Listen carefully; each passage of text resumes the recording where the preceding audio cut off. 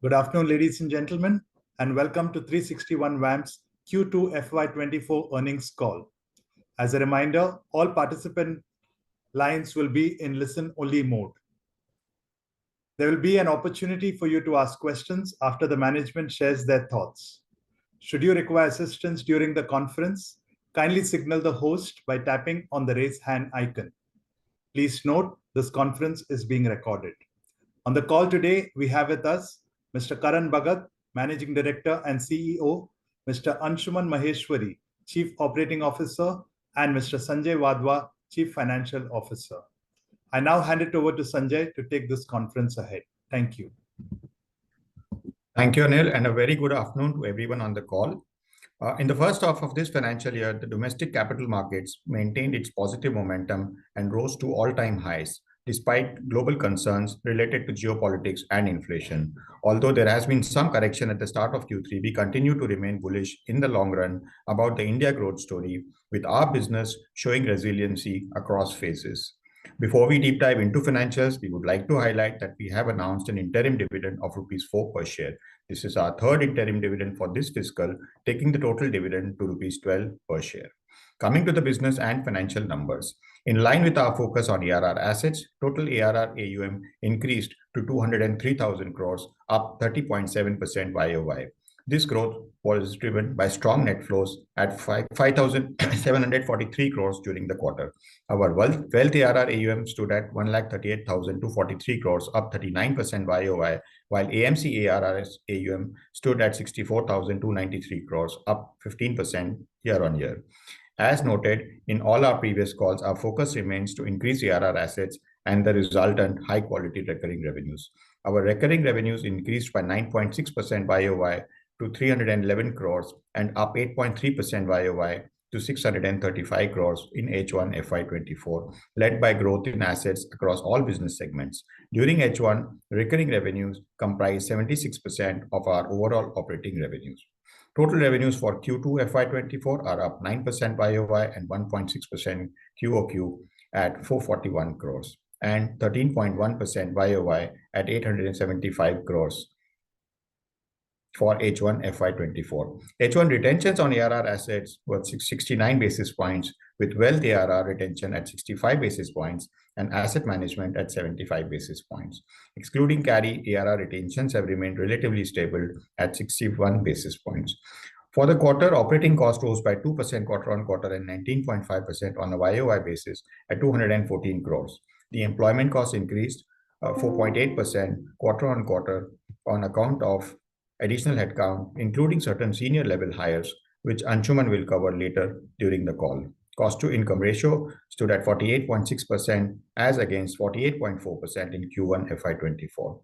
Q2 FY24 PAT remained strong at 185 crores, up 7.3% YOY and 2.2% quarter-on-quarter, and at 367 crores for H1, an increase of 10.2%. Importantly, our tangible return on equity, which is ROE excluding goodwill and intangibles, was robust at 28.3% for the quarter.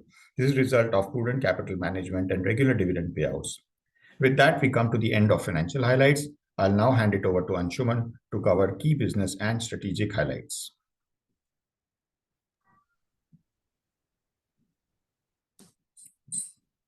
Thanks, Sanjay. Good afternoon, everyone.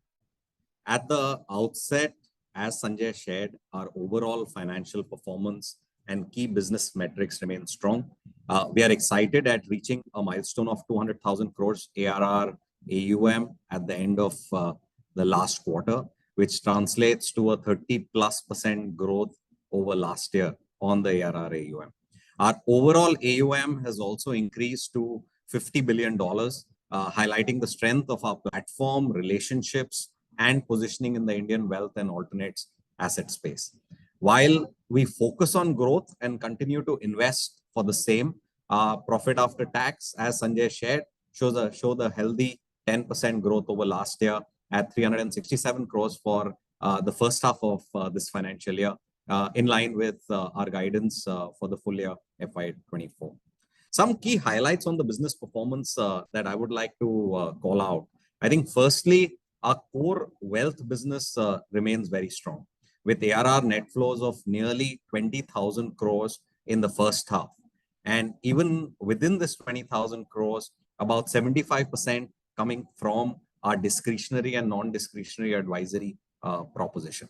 Now, in this proposition, to bring greater clarity on the retentions, specifically for the non-discretionary advisory proposition, as a part of our enhanced disclosure this quarter, we have shared detailed information on our active ARR AUM. Apart from the treasury assets, active ARR AUM excludes assets of approximately 20,000 crores, which are non-fee bearing or low fee bearing. And this reflects the lag between flows coming in from new clients that are yet to be charged regular retentions, or flows from select old mandates, which are continuing at low legacy retentions. A firm-wide strategic initiative is currently underway as a part of our practice management initiative to drive conversion of mandates to regular retentions. And we expect this to happen over the next 6 to 9 months. On the asset management side, while overall net flows have been muted, it is important to note that we have about 3,500 crores of planned distributions or redemptions in the quarter. Excluding the same, we saw strong flows across our listed equities and new PE funds, with some of our new PE funds going to continue getting and seeing inflows come in over the next few months as well. So we remain very confident on the outlook on asset management. The continued focus on deepening our channel presence in the domestic market, as well as the increased traction from global institutions across different strategies, has been quite positive. We understand that the present market cycles remains volatile, but our diversified strategies on alternates across listed, unlisted, credit, real estate, and infra allow us to see through these cycles with a far higher resilience than any other player. On our new businesses and some of the strategic initiatives that we've been speaking about over the last few quarters, I think the first half of the year has been actually very interesting for us. On the domestic front, we have been making continuous progress in sharpening our digital first HNI proposition. As noted in our previous call, this opens a new segment of approximately 160 to 170,000 households in the domestic market. We are excited by the prospect of being able to take our sharp and unique wealth proposition, as well as the strengths of our current platform, to this client segment. The business build out is progressing well, and we are on track for going to market towards the end of the financial year. We're also very happy to announce that industry veteran Satish Krishnamurthy has joined us to head this business. Satish has been instrumental in developing similar businesses from scratch in his earlier stints with large banks. On our current core wealth business, our focus on expanding beyond the tier 1 cities in the domestic markets continues. That will further strengthen the UHNI client base, as well as continue to support the HNI strategic initiative as we build it out. Also, we see significant opportunities in serving the growing global Indian client segment, and are in the process of expanding our platform and proposition for the same. Industry veteran Vikram Malhotra has joined us to build this growth engine and brings a wealth of experience, having built similar thriving businesses across diverse geographies, including Singapore, Dubai, London, geographies which are initially going to be core focus areas for us. Overall, we are very excited by the strong talent we are attracting across our existing and new businesses, but even more so with our existing seasoned team. It's a very proud thing to say that over 2/3 of our middle and senior leadership have a vintage exceeding 5 years, with overall attrition being in low single digits. We continue to be clearly a platform of choice for the best talent in the country in the wealth and alternates asset management space. So overall, we are excited by what we see in the first half. We recognize the challenge and the uncertainties as well. But we remain positive for the second half and we continue focus on the innovative comprehensiveness, wealth and alternates focused product shelf, also venturing into new areas of growth. So with that, I'd like to open the session for question answers, and I'll invite Karan to take the same. Yeah. Thank you, Anshuman, and thank you, Karan, for joining us. We now open the lines for Q&A. Kindly click on the raise hand icon to ask your question. We'll just give it a minute for the questions to queue up.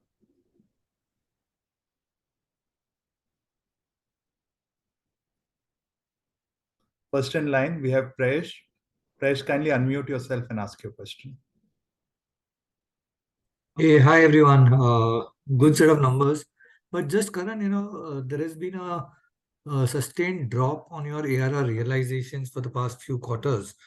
And, we have, earlier when it started, it was mentioned that there are some legacy assets which were given at a low realizations, and eventually it will trend higher with the mix shifting towards, newer assets.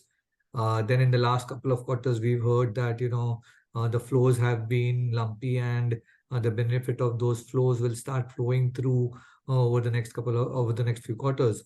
But somehow this trend doesn't seem to be changing, and the retentions continue to drop. So how should we look about this in the future going ahead? Thanks, Paresh. So no, I think you kind of summarized it correct. The assets in some senses are broken up into two parts. One are so if you look at we've kind of given a breakup of the 62,000 crores. You have around about 32,000 crores which have kind of stabilized at the 28-30 basis points. I think there's a little bit of scope of that also improving. Maybe potentially that will move from 30 to 35 basis points, but otherwise the 32,000 crores is well settled.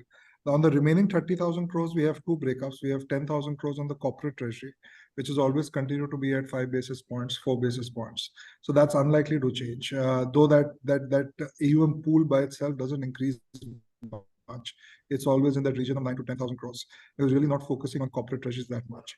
The remaining 20,000 crores has nearly 10 to 12,000 crores of flows, which have come through over the last quarter or the last two odd quarters, maybe maximum 3 quarters. That essentially has a bit of a lag effect, and that takes around about 2 to 3 quarters to largely move into a normal fee mandate. Typically, our experience is 65 to 70% of that number moves into the fee mandate. 25-30% might not actually move in, but 65-70% of that would definitely move into the fee mandate with the same ratio of around about 35 basis points. So actually, the intent of showing the break is the stable state retentions around about 30 to 35 basis points. On the new flows, okay, there's a continuous lag impact. And whenever the flows are slightly larger in terms of percentage terms, nearly 4 to 5% of the, in this specific case, if you see the first quarter was nearly 11,000 crores, followed by 4-5,000 crores in this quarter. It is practically close to around about 10 to 15% of the existing AUM, and that has a largest impact on the retention. So our existing AUM on which we are charging fees was itself in the region of outside of the 16,000 crores was around about 46,000 crores. So it's effectively adding 16,000 on 46,000, of which let's say 10-12,000 is not yet fee bearing. So the immediate impact on the quarter looks large, but over the next 2 to 3 quarters, it should normalize as these assets become fee bearing. Obviously, having said that, if there are a couple of quarters where the incremental AUM is not that large, okay, then automatically it will also stabilize. If the incremental net flows are very, very large, then again, it can for 1-2 quarters show a 1-2 basis points dip because of the lag effect of the conversion of the new flows into chargeable assets. But I think we've had 2 largest quarters, so I think it's more or less there where it should be. I think the fees will automatically kind of move up without us actually increasing the yields because of the lag effect. Okay, that helps. Secondly, if I look at your expenses also, and expenses have been on the elevated side and relatively higher than what we had earlier guided for. So how should we look at this for, say, this year and next year Yeah. going ahead? I think that's right. I think expenses are around about 3-4% higher, but it's kind of in some senses so from a mindset perspective, I think the firm is looking at a little bit more of a growth bias over the next 3 to 4 years as compared to where we were potentially over the last 12 to 24 months. I think it's fair to say we were looking at the last 2 years as consolidation of our two key businesses and segments, which is wealth and alternate asset management. I think over the last 6 odd months, as we've dug deeper, we have much more confidence in our own brand and our ability to reach out to multiple new segments. And we've obviously invested in a whole set of people in building these 3 different segments. So, for example, on the high net worth space, as distinct from the ultra high net worth space, we've now got a team of nearly 35-40 individuals working very strongly over the last 3 to 6 months to prepare for our launch in April 24. On the global side, we've added a team of around about 6-7 individuals. Again, I think by the time we launch that business, it will be between April to September 24. And thirdly, obviously on the geographical expansion, we've added a lot of, we've been able to recruit at least 10 to 15 extremely senior recruitments from different banks who joined us on the wealth management side. So I think outside of normal salary increases, I think we've had a fairly interesting expansion of individuals on the platform. We're fairly confident all of these 3 different sets of individuals will deliver the right results over the next 6 to 18 months. And therefore, we feel this 3 to 4% increase in cost to income in some senses is a temporary dislocation. On the core business itself, we've honestly not seen any increase. It continues to be in the region of the 44-45.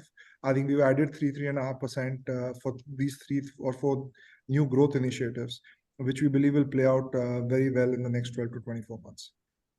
So, Karan, on these 3 new business initiatives, the global, so would you be running them as separate business units altogether, and we could expect some reporting also coming in differently for these For sure, we'll do that. Except for, I should just kind of, the geographical expansion piece obviously will happen much faster. Because that's the product, the platform, everything set is just about getting the right set of people in different locations. So that pretty much kind of happens here and now in the sense over the next 2 to 3 months. I think the high net worth business and the global business, I would say, we would be in a position to start kind of reporting separately from April, which is essentially first quarter of next financial year. And I think the global business maybe potentially a quarter after that, because by the time we really go to market for both, I think the high net worth business would be around April 24. The global business potentially July 24, worst case September 24. Just last question from my side. If you have to say, look at next, say 3 years time frame, how would you see the share of the current business, the HNI business, and the global business in terms of AUM, revenue, and profitability? So this is specific. Okay, so I'm going to exclude the asset management side and try and answer the question. I think if I was to see the existing business, so obviously the existing business also is going to grow substantially, right? So I think we'll have to kind of balance it with that. But purely in percentage terms, I think the 2 new businesses, which is broadly the global business and the geographical expansions, I think on an incremental basis within the next 3 to 4 years should allow us to add around about 20 to 30% of what we've kind of already built. Not in the sense of today's numbers, but on the expanded base, because the existing wealth business itself will also expand quite a bit over the next 3 to 4 years. So I think of that, around about 20 to 30% should get added. From both these engines, yes. Both these engines. Yeah. Great, thanks. I'll come back. Thank you, Prayesh. Next in line, we have Mohit Mangal. Mohit, kindly unmute yourself and ask your question. Right. Thanks and congratulations on achieving 2 trillion of ARR AUM. My first question is on profitability. So if I look at first half, we are around 367 crores, while we have given a guidance of around 800 crore for the entire year. So do you think that that would be achievable by going by current numbers? So Mohit, I think honestly, we feel comfortable with that guidance of 800. However, I think we will end up incurring around about 30-40 crores of cost extra for the reasons I just explained. So I think, but obviously 30-40 crores from a revenue perspective is not a large number, and we would work hard to ensure that we can kind of cover that through a little bit of transaction and brokerage revenue. So all things being equal, we should still aim for that 790-800 crores kind of number. But just to kind of give the context right, we'll have to get to the 800 crores number with an incremental cost of 30 to 40 crores.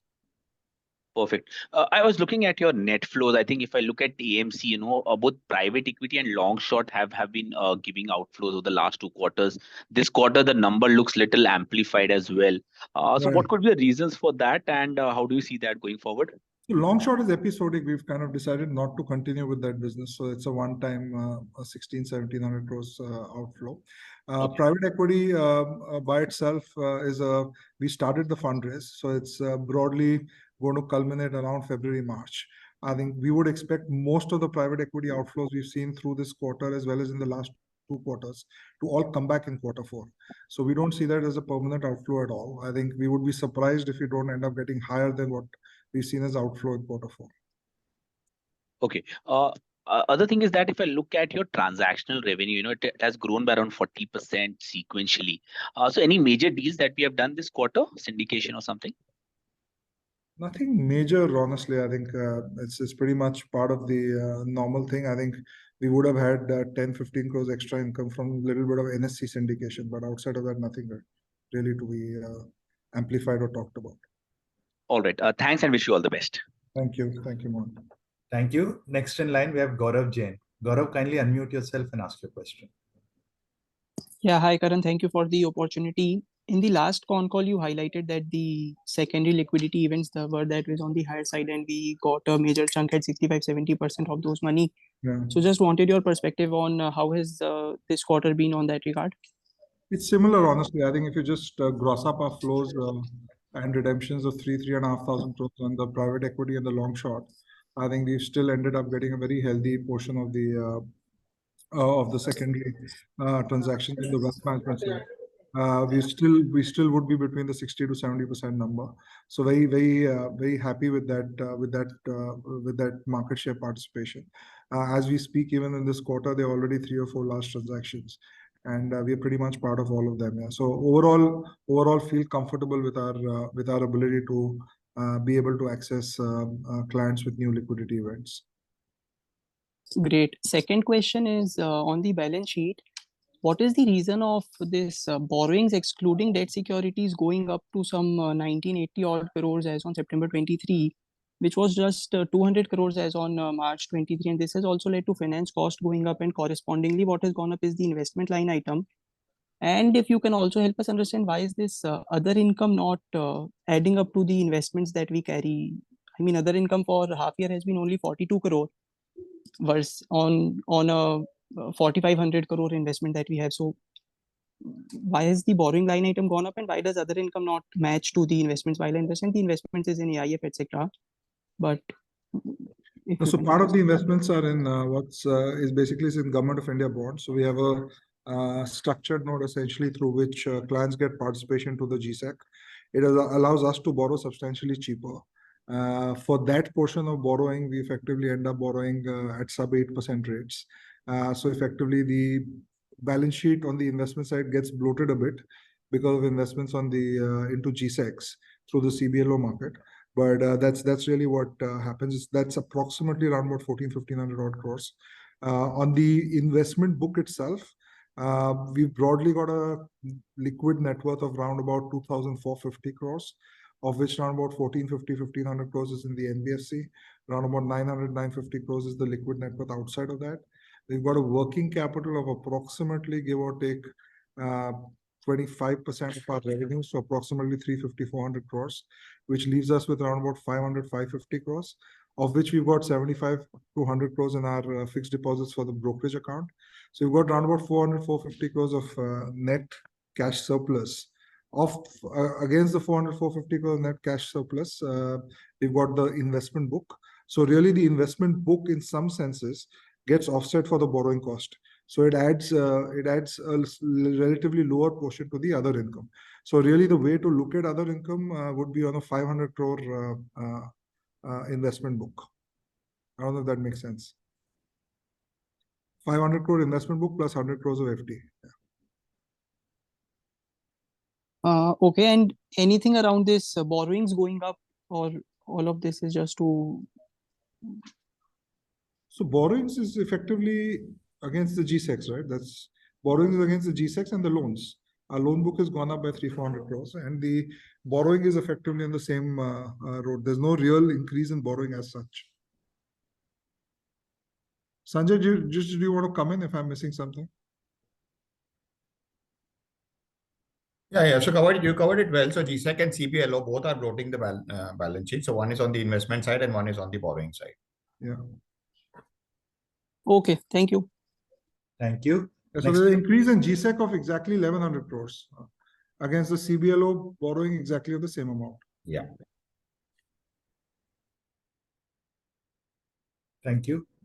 Next in line, we have Abhijit. Abhijit, kindly unmute yourself and ask your question.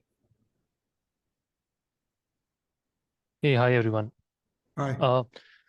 The first question is that there is, I mean, looking at the results for the past few quarters, you get a sense that the franchise is getting stronger, but there is some sort of, normalization because of, past money which is going out. So you've given some sense on the wealth side, but is there a flow pipeline on the AMC side given the planned fundraisings? Yeah, no, that's a fair question. I think on the private equity side, we had a scheme for special opportunities, which was a fairly large scheme. It was at cost close to around about 8,000 crores, and on realization nearly around about 15 to 18,000 crores. The 15 to 18,000 crores is obviously kind of being paid out over the last 2.5 years.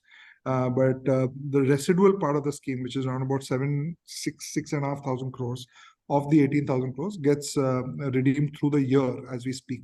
So out of the 6,500 crores, you've broadly seen a redemption of 1,000 crores earlier in the year, and another 1,500-1,600 crores now. So you've seen 2.5 of the 6,500 crores get redeemed. But our new funds kind of got launched now. I think most of the 6,500 crores will come back, but the scheme will only end in Q4. So of the 2,500 crores which has gone back, plus another 4,000 crores which will go back over the next 14 to 15 months, we expect the same amount to come back into the new schemes, given the decent performance of the old schemes, and initial indications of the launches are also fairly positive. So I think the private equity outflows which you're seeing in the last quarter and this quarter will get more than complemented by the new scheme at the end of the financial year, not in Q3, but in Q4. The schemes are already launched. They will close by Q4, February, thereabouts. So one clarification, Karan, here is that given that the relationships that we have with these clients, people who invested in these funds, that remains alive, but the funds have got redeemed. So do you really, need the clients to, reallocate those amount of funds, or the redemption is sitting somewhere in your books itself that gets redeployed? It would be a combination. I think 55 to 60% would be still sitting on our books. So there are obviously two parts, right? There are funds which are distributed by our own distribution business on the wealth management side, and other funds which are distributed by external distributors. So if I remember correctly, I might be off by a few percentage points, but if I remember correctly, of the 7,500 crores of special opportunities, I think round about 75% was by our own distribution unit and around about 25% by other distributors. So of the distributions, 25% to the other distributors obviously goes back to the clients and needs to get reallocated. Of the 75% which has gone to our wealth clients, 65-70% would be sitting within the system itself. Got it. Karan, second question is that on the mid-market piece, so we don't have good market comparables, but going by the recent disclosures by another firm, this business tends to operate at maybe 60-70% sort of cost to income. Is that a fair number to look at? And what would be your, let's say, a guidance or let's say a target where you would like to operate this? A couple of years, 60 to 70 may be fair, but eventually I think 45-ish is where it should end up. 60-70 is too large. That's only in the initial phase, you're saying? Yes, yes. So even the mid-market can operate at the current wealth business. Yeah, so we are only going to add distribution cost, right? Everything else for us is already there, whether it's the product, technology. In that sense, Every other part of the business outside of distribution, we've already kind of get covered. We don't really need to build out absolutely full-fledged teams for product, for advice, for analytics, for compliance, regulatory. It's absolutely, in that sense, it's a new segment for us. It's not a new business, if that makes sense. Understood. Just the last final one.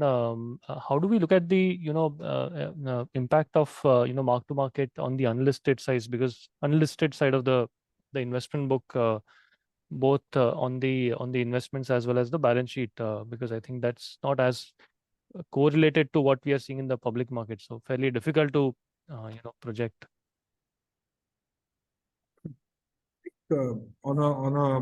On a last 4 or 5 year basis, I think it'll be close to around what 13 to 16% on the unlisted side. So it'll be relatively higher than what we've seen on the listed piece.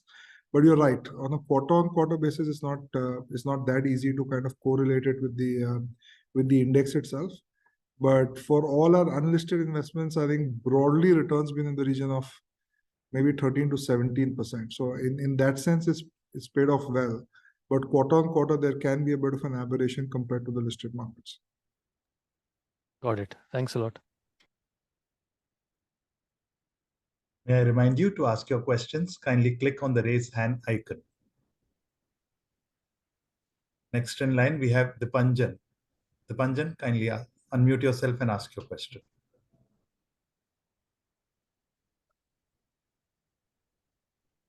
Am I audible? Hello. Yes. Yeah, hi Dipanjan. Hi. Okay. So then just a few questions. First, over the last few quarters, you have mentioned that there is a pipeline of institutional mandates that might come in. So just wanted to get some idea of the traction on that part for the quarter or maybe for the next 9 to 12 months. Second, on the cost front again, I mean, what proportion of the cost do you think has already been absorbed or upfronted? And what can be the recurring cost that can come in this sort of a business going incrementally? You mentioned that 60-70% for the initial few years might be a legit guesstimate, but just wanted to get some sense of how do you think, of the cost that has been absorbed and the new cost that might still be incurred in rolling out the team or the tech capabilities, etc. And lastly, in terms of your flows on the ARR business, if you can give, you mentioned that the current quarter is also seeing strong traction. So do you kind of expect to increase your guidance on that, both from, let's say, 2H and FY25 going out there? No, so I think I'll maybe start with the last question first and then I'll come back to the first two. I think from a net flows guidance, I think we've given a guidance of somewhere between the 35 to 40,000 crore number. I think that's a fair number. I think that's really where we'll end up for the current year. FY25 might be higher, but it's early days. But I feel confident about a stronger FY25 on net flows. But for the current financial year, I think that 40,000 crore number is broadly in the right ballpark. In terms of expenses itself, I think both from a technology spend as well as a distribution spend perspective, I think we've kind of reached a little bit of a stable cost. I think we will be adding a little bit more on the distribution side of the business for sure. But obviously revenues will also start kind of coming in. I personally feel we have a lot of operating leverage in the business, just given our own experience over the last 10-15 years, as well as all the other parts of the business which are well set up. 60 to 70% is obviously a function of how quickly we are able to scale up. But I would like to believe year 3 onwards we should be below 50%. But obviously still early days. We've not yet gone to market yet. So we are in some senses right now more in expense bearing mode for the next 6 months as opposed to revenue booking mode. But I'm fairly confident from April onwards, it'll be net, in some senses, it'll be net positive. And we'll see some kind of fruits coming up for our extra 3 to 4% expenses. On the third question, I think I would like to believe, I think the 3 to 4% is also kind of a temporary dislocation. I think we have some efficiencies in our core business, which over a period of time, we will be able to reduce our costs by 2 to 3%. And eventually, I think over a period of maybe 12 to 18 months, including the new incremental cost, we'll be able to get the cost to income ratio down to 45.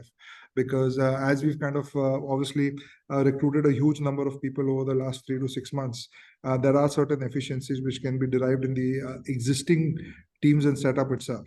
And honestly, to adjust that in a quarter or two is difficult, but we see a clear roadmap to be able to get our core business of the ultra high net worth and the alternates down from 45 to maybe 42, 43, and then kind of absorb this extra 3-4% on top of that itself. I got it. On the institutional mandates? Yeah, sorry, I forgot that. So on the institutional mandates, going well. Honestly, I think we have 3-4 large mandates, of which one mandate's kind of partially already converted this quarter. So I would expect at least a couple of mandates to go through between now to end of March. Got it. And if I can squeeze in one more question, your TBR revenues have obviously been quite high, obviously to some extent linked to the current market conditions. Any guidance or any sort of visibility that you have for the second half going on? To be honest, I think TBR revenue, we're very comfortable between that 350 to 450 crore number. That's the ballpark number we are comfortable with for the year. Obviously, if markets are super tepid, it can move towards the 350 number. If the markets are stable to positive, it can move towards the 450 number. So that's the broad number we are comfortable with. I think the current year, given the fact that the first 6 months are over, and even for the current quarter, we've already been through the first 30-45 days. I think being closer to that 400 number, 400 plus number, seems a fairly comfortable number for the financial year. Got it. Thank you, Karan, and all the best. Thank you. May I remind you to ask your questions, please click on the raise hand icon.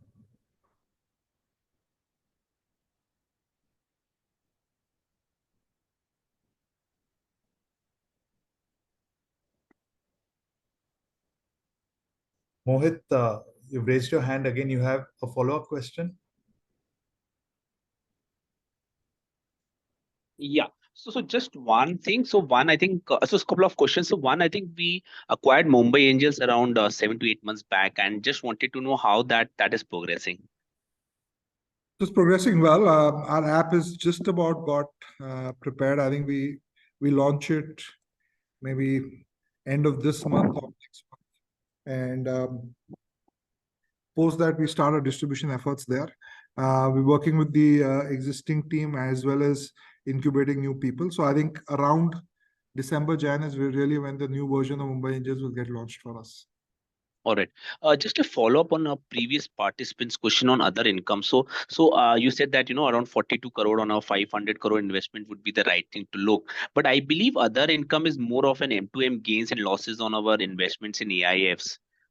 So I think, do we had some M2M losses there? No, Mohit, it has to be netted off the interest cost, right? So broadly, what I'm trying to say is roundabout, let's take 500 crores. Let's assume if you're having 60 crores, or let's say 500 to 600 crores. I might be off by 1,500 crores. 500, 600 crores is a net investment after working capital. On that 600 crores, broadly, if you're earning 60 crores, it's and we are investment in our own AIFs is around about 1,500 crores. So the remaining 800-900 crores also has to be netted off the interest cost. So the other income, 60 crores, is basically the net income post the interest cost. All right. Yeah. Thanks for the clarification. Yeah. That's it from my side. Yeah. Yeah. So, okay, just to explain again, the interest cost relevant to the investment book is netted off the other income, not part of the NIM. NIM is only the interest cost relevant to NIM. Yeah. Okay. Yeah. Thank you, Mohit. Next in line, we have Aejas Lakhani. Aejas, kindly unmute yourself and ask your question. Yeah, hi, Karan. Thanks. So, Karan, just two questions. Could you speak about how the competitive landscape is shaping up? And point number two, could you give some granular color about the mid-market and, how is the scale up, going to happen? What are you going to chase first? Is it going to be asset gathering from day one, or is it does the scale require you to sort of develop relations and asset gathering is a more granular process in the mid-market? So some color on this. Thanks. Yeah. Sorry, what was your first question? On the competitive landscape. The competitive landscape, yeah. So I think on the competitive landscape, honestly, I think it stays the same largely. There are 4 or 5 different pools of competition. Obviously, you have the banks. Largely, you're kind of some of the banks which have a ultra high net worth stroke a wealth kind of offering. There, I think not too much of change, honestly, over the last 12, 18, 24 months. Most of it continues to remain the way it was. I think second largely is some bit of boutique players. So you've got 3 or 4 boutique players who've kind of are kind of relatively aggressive and positively kind of wanting to build a business in the space. There we continue to see, it's fair to say, outside of us and one bank, one of these 4 or 5 players in every mandate. We really don't have a trend yet to say that it's a similar player across every client, but it seems as if there's one player across every 4 or 5 mandates. Third, obviously, you've got brokerage firms who've already got a good client base trying to kind of upscale to wealth management. And fourthly, you've got a little bit of independent financial advisors and some new boutique setups. Which are kind of wanting to set up more as external asset managers. So we'll have to, all of these are in different stages. From our own competitive positioning perspective, along with one of the bank competitors, we continue to believe that between the 2 of us, we have a large market share.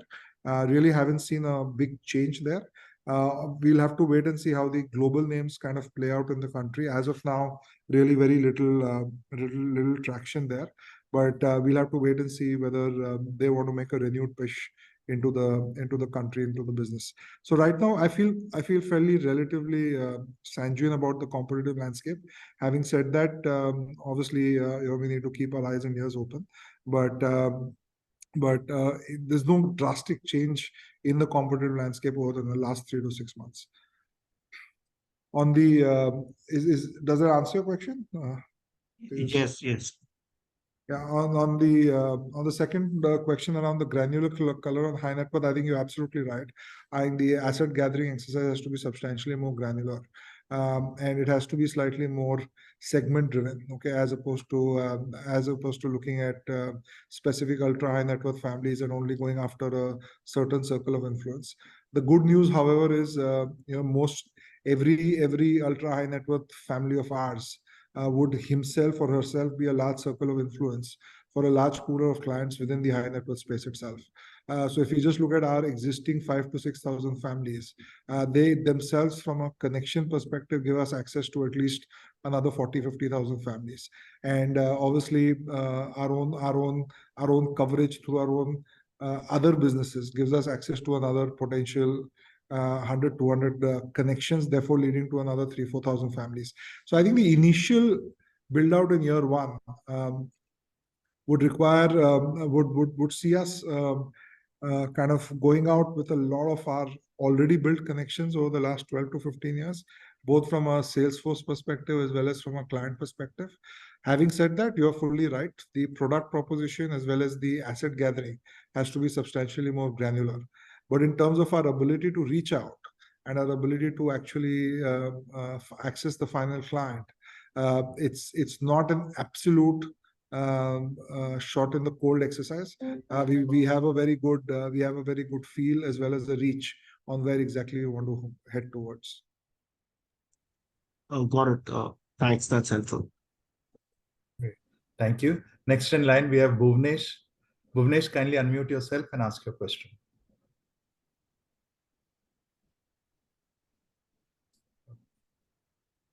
So thank you for the opportunity, sir. So just a question on the business model. So one of our competitor was talking about they are having a model of external RMs, where the RMs are not on their payroll. I mean, it is purely on variable basis. So and they were saying that it is quite workable in international markets as well. So just want to understand your thoughts on that. Are we looking at that model?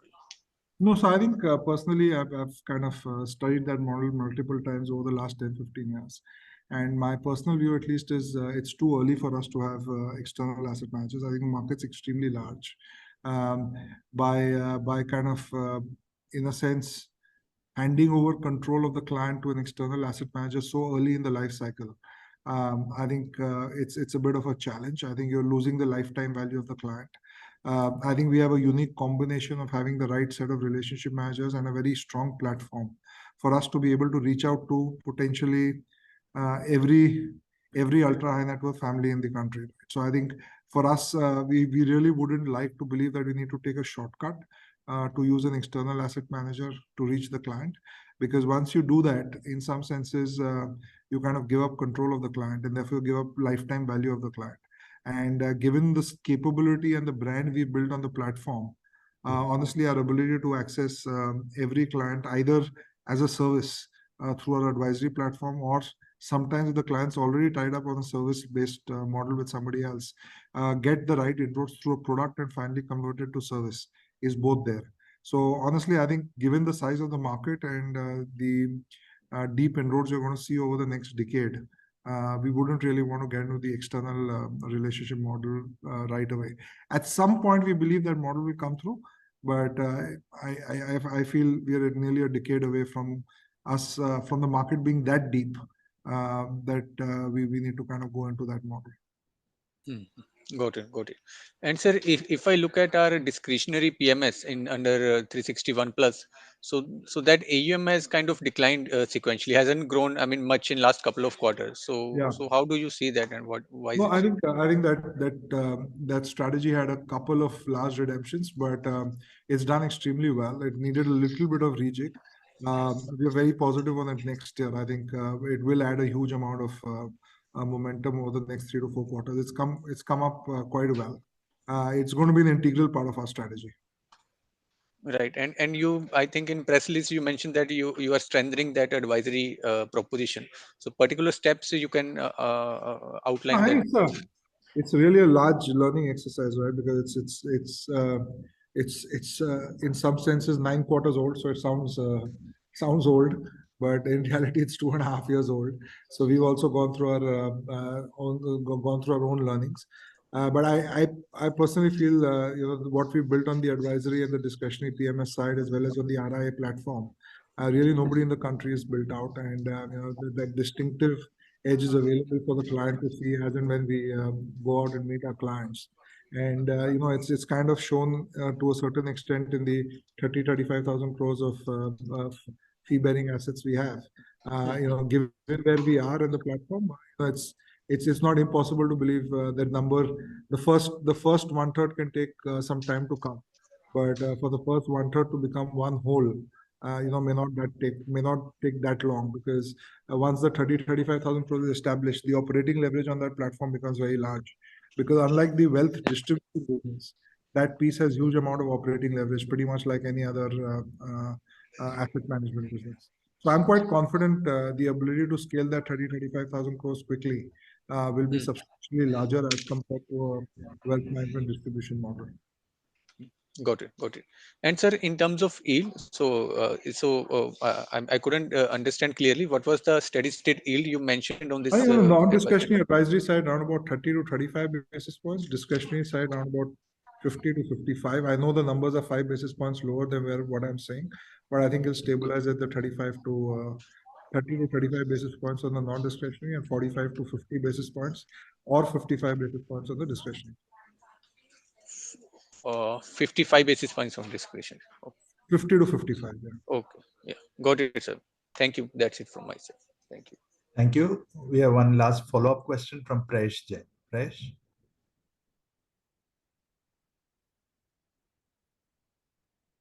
Kindly unmute yourself.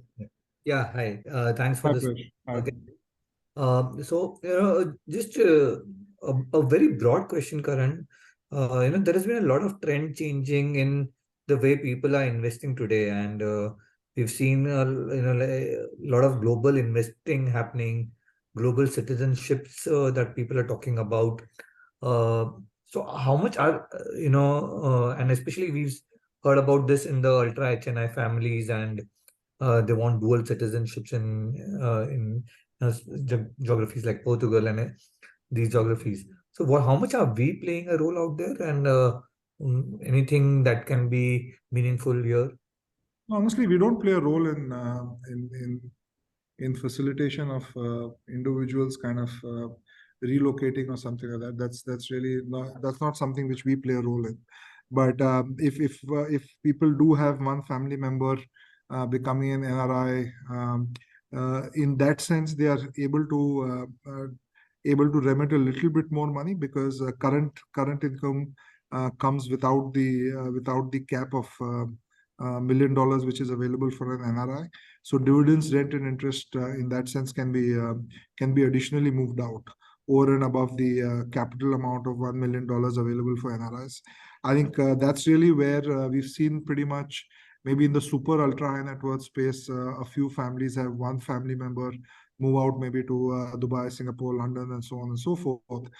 In which case, obviously, even then, 90 to 95% of their assets have to remain in India, because you really can't move capital.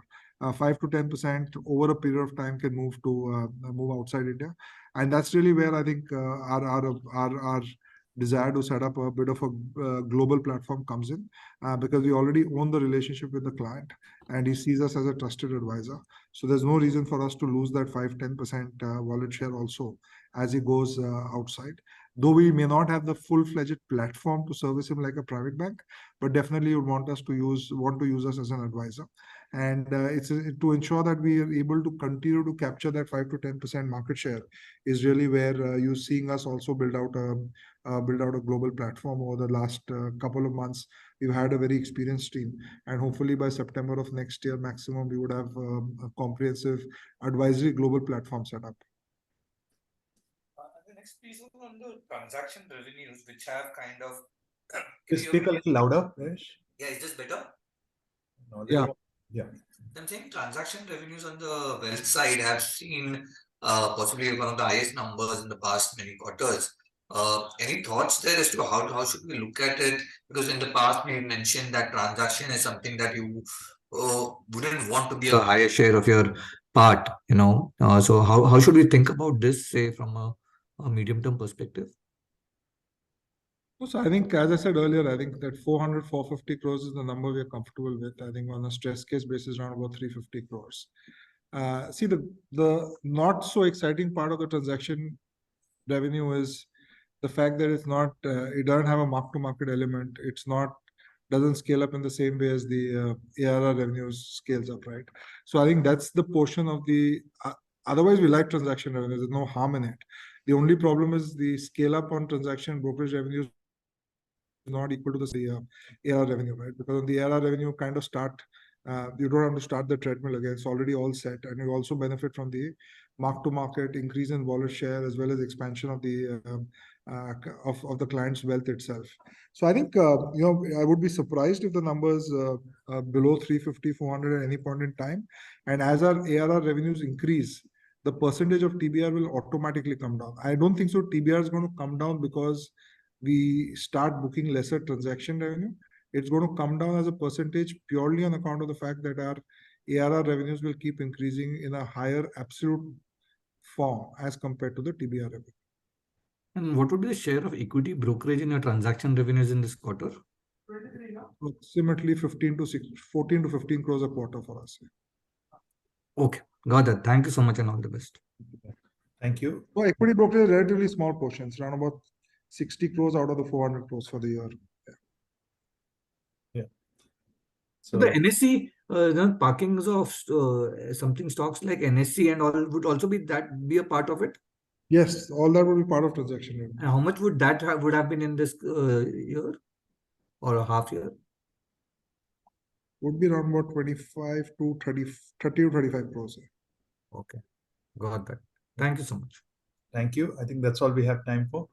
Thank you. And that brings us to the end of this conference. Thank you all for joining us, and look forward to hosting you next quarter. Wish you and your families a very happy Diwali in advance. Thank you. Thank you. Happy Diwali, everybody. Thank you. Thank you.